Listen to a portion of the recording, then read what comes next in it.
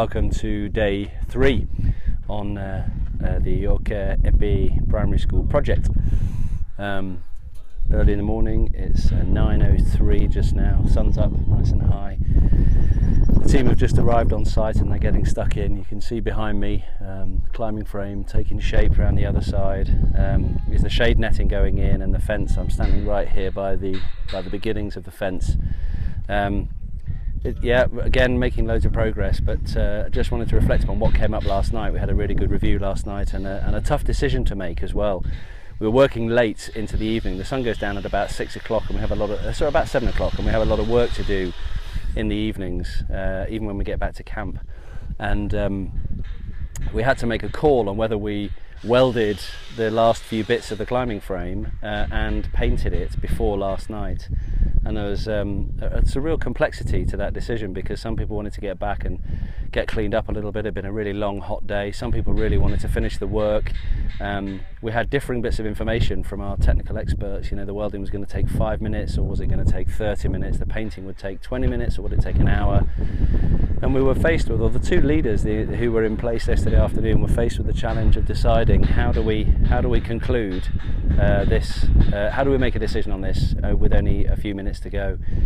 And it was a really good example of, you know, how much do you involve the group and how much do you just make a command decision.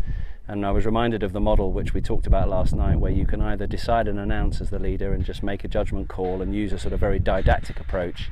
You can consult the experts, and we've got technical experts here, but they gave us differing bits of information.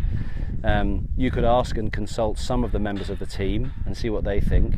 You could open it up to the whole team and get some kind of consensus or vote, or you can delegate the whole project to others, put some constraints in place, and then leave them to make the decision.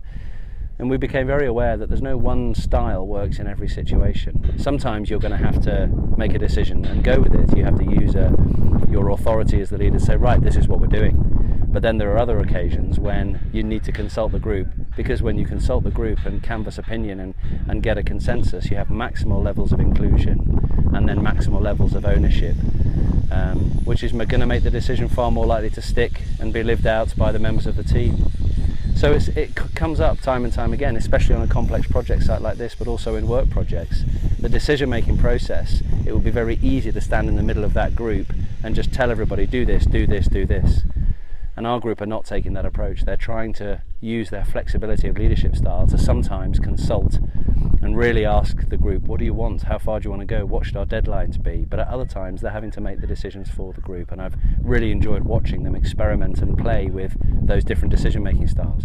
So like any team, in any kind of pressurized situation or in any kind of day-to-day situation, your options for decision-making are actually wider than just you having to bear all the responsibility.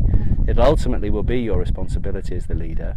How you go about it and how you gather data is absolutely flexible in terms of the context you're in, the members of the individuals that your team is made up of, and the pressure that you're under. So today's pressure point is about decision making, the range of decision making choices you have, and it's always important to take a situational approach to your decision making. Think about the context, think about the people, and then move forward. But ultimately be sure you do make a decision. Thanks for watching, and tune in next time for our next pressure point video.